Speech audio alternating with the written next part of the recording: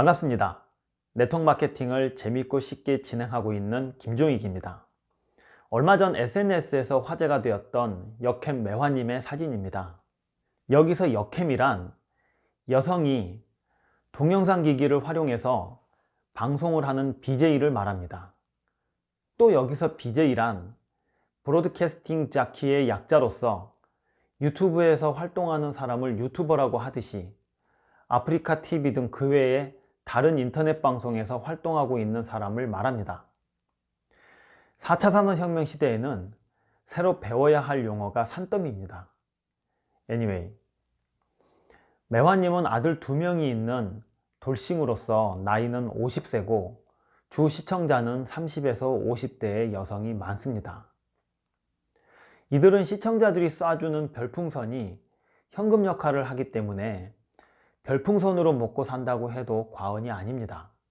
아이들 교육비를 포함해서 나갈 돈이 많은데 별풍선이 안 터져서 근심 걱정이 가득한 얼굴을 하고 있습니다. 그때 한 시청자가 별풍선 14개 현금으로 치면 100만 원을 줄 테니 머리에 고속도로를 낼 수 있겠냐고 물어옵니다. 처음엔 어그로겠지 생각했답니다. 여기서 어그로란 부정적인 이슈를 내세워서 관심을 끄는 것을 말합니다. 유튜브에서도 제목을 자극적으로 만들어서 사람들을 끌어오는데 들어가 보면 별거 없는 거, 한마디로 낚인 것을 어그로 끈다라고 말합니다. 우리 같은 사람들은 이것을 전문용어로 사기다 이렇게 표현합니다. 다시 한번 anyway, 사기겠지 생각하고 관심 갖지 않았는데 정말로 14개를 쐈습니다. 별풍선을 쐈으니 사기, 아니 어그로가 아니었죠.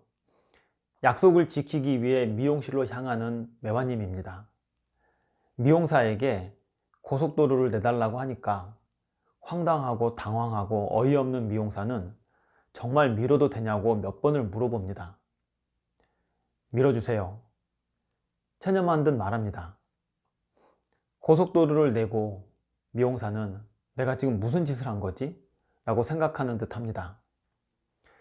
이렇게 하면 되냐고 뒤통수도 보여줍니다.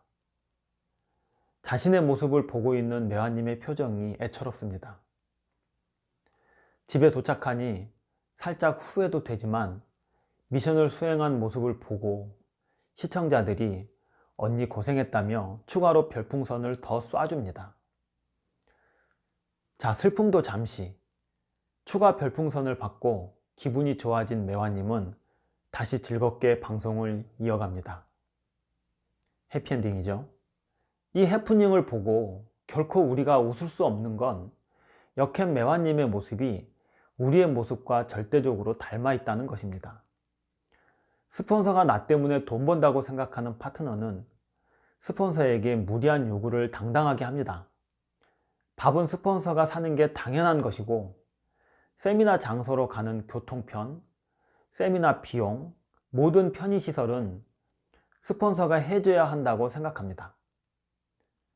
사람 만날 일 있으면 커피값 내기 위해 스폰서가 불려 나오고 심지어 뒷돈 거래도 요구합니다. 스폰서 또한 마찬가지입니다. 별것도 없으면서 내 말 안 들으면 안 도와준다는 말로 협박하고 자기에게 잘 보여야만 성공한다는 근거 없는 믿음을 만날 때마다 1%씩 심어줍니다. 나중에 스폰서가 말도 안 되는 요구를 해도 거절하지 못합니다. 자, 예를 들면 할당량을 나누는 거죠.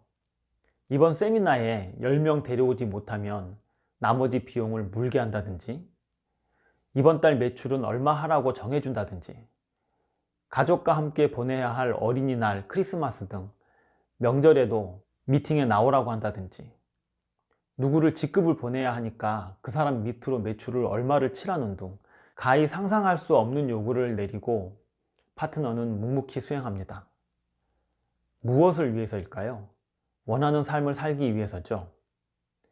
일이 이 지경까지 오게 된 이유는 간단합니다. 스폰서나 파트너나 답이 없기 때문입니다. 스폰서는 파트너가 뭔가 있는 줄 알고 결론이 날 때까지 무리한 요구를 들어줄 수밖에 없고 파트너도 스폰서는 나보다 먼저 사업을 시작한 사람이니 그가 하라는 대로 하면 나도 성공할 것이라는 막연한 기대 때문에 무리수를 둡니다. 이 일방적인 사랑은 거의 모두 비극적으로 끝이 납니다.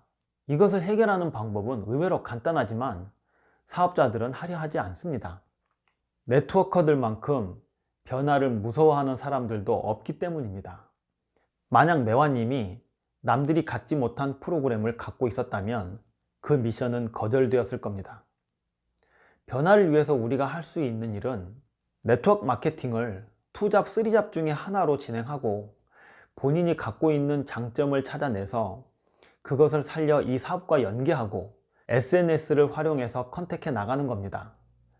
저처럼 건강 쪽에 관심이 있어서 건강기능식품을 아이템으로 하고 있는 분이라면 다이어트, 해독, 성장, 두피, 피부, 체형, 면역, 두뇌, 눈 등 여러가지 건강 분야 중 한두 개를 선정해서 프로그램을 만들고 꾸준히 광고해 나가면 됩니다. 말로만 들으면 무지 어렵게 느껴지겠지만 막상 해보면 별거 없습니다.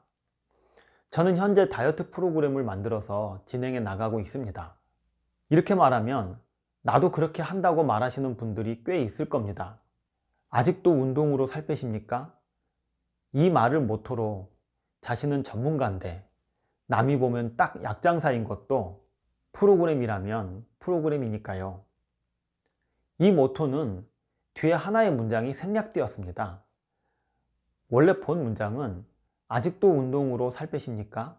이 약만 잡숴봐 입니다. 고객에게 이 컨셉은 더 이상 환영받지 못합니다. 왜냐하면 코로나 이후의 시장은 낭만은 사라지고 효율성만 남을 테니까요.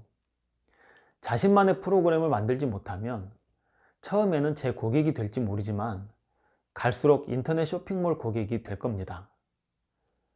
오늘은 역행 매화님의 사연을 보면서 우리는 어찌해야 하는지에 대해 생각해 보는 시간을 가졌습니다.